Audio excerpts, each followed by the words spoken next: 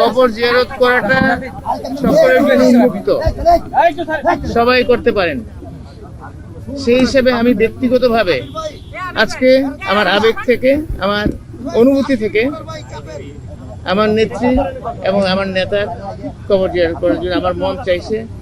সেই জন্য আমি সকালে ঘুম থেকে উঠেই এটাই প্রথম এরাদা করেছি এবং এখানে চলে এসেছি। কোনো এটা রাজনৈতিক কোনো পরিকল্পনা বা কোনো সিদ্ধান্তের বিষয় না, এটা আমার ব্যক্তিগত আবেগ এবং আমার ব্যক্তিগতভাবে আমি এসেছি। তাই এখানে যে বাধাটা আছে দলীয়ভাবে আপনাদেরকে অবহিত করা হয়েছে কিনা, কিংবা দলীয়ভাবে কোনো অবহিত করা হয় নাই, কোনো বাধা আছে বলে আমার জানা নেই। আপনার কাছে কেন মনে হচ্ছে যে কাউকে সর্বসাধারণ জার্নালিস্ট যারা আছে তাদেরকে মানে এখানে ঢুকতে দেওয়া হচ্ছে না? এটা নিশ্চয়ই দেওয়া হবে, এটা আমি জানি না। আমি যেটা জানি না আমি তো বলতে পারবো না। তো আমার অনুভূতি থেকে আমি আসছি, আমি অনুমতি চাইছি, আমাকে অনুমতি দিয়েছে। ভাই ব্যক্তিগতভাবে আপনি এসেছেন এখানে যেতে বলছেন আর কি, আমি অনুমতি চেয়েছি। যে বিষয়টি হচ্ছে আমরা দেখেছি আপনি ঢোকার আগে অনুমতি নিয়েই ঢুকেছেন।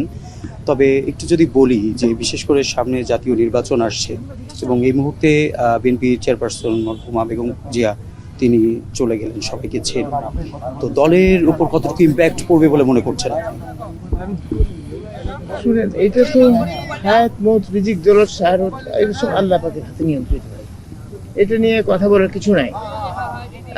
হায়াত আজকে আমার আছে, কালকে নাও থাকতে পারে, আপনারও নাও থাকতে পারে।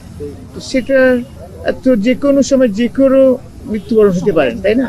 সেটা নিয়ে আমরা কথা না বলি, এবং সেটা রাজনীতিতে প্রভাব কি পড়বে সেটা তো যখন রাজনীতির নির্বাচন হবে তখনই বোঝা যাবে। অ্যাডভান্স কথা বলার কোনো সুযোগ তো নাই এখানে।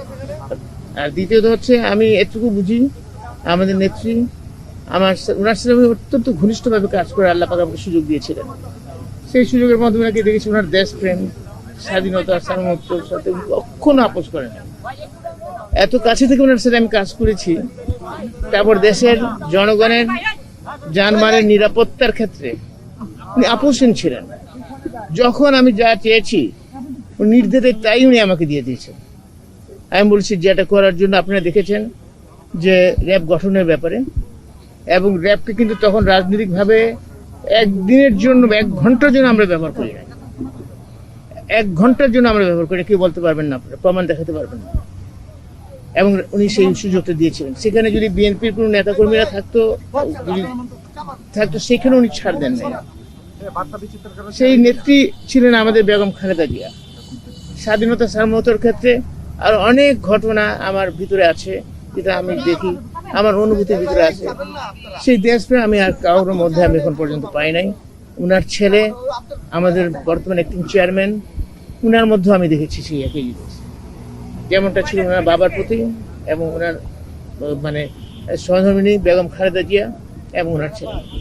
আপনারা দোয়া করবেন আমার নেত্রীর জন্য, আল্লাহ যাতে ওনাকে জান্নাতবাসী করে। পাশাপাশি দোয়া করবেন আমার নেতার জন্য, আল্লাহ যাতে ওনাকে ওনার উপর অর্পিত দায়িত্ব অতি ন্যায্যতার সাথে সঠিকভাবে পালন করতে পারেন, যাতে দেশের জনগণ উপকৃত হয়। বেগম জিয়ার রাজনৈতিক দর্শনটা আপনারা কন্টিনিউ করা বা এই জায়গা নিয়ে যদি একটু বলতেন, বিএনপি আগামী দিনের সরকার গঠন করলে রিফ্লেকশন থাকবে কিনা? ইনশাল্লাহ থাকবে।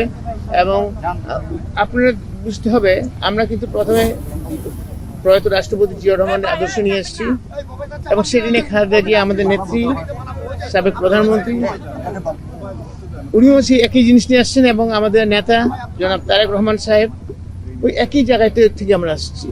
তো সেখানে কোনো পরিবর্তন হওয়ার কোনো আশঙ্কা তো নাই। আমাদের মুখ্য লক্ষ্য হচ্ছে, আমার নেতা বলছেন ওনার একটা প্ল্যান আছে, প্ল্যানের মধ্যে 2টা অংশ কিন্তু ইতিমধ্যেই বলেছেন। এক হচ্ছে দেশের মধ্যে আইন শৃঙ্খলা পরিস্থিতি উন্নয়ন করা, দুর্নীতি নিরসন করা। এই দুটো কিন্তু উনি অলরেডি জাতির সামনে নিজেকে প্লেজ করেছেন। তো আপনি নিশ্চয়ই বুঝতে পারেন উনার কথাবার্তা, উনার কনফিডেন্সটাকে, লেভেলটাকে আপনি নিশ্চয়ই বুঝতে পারেন।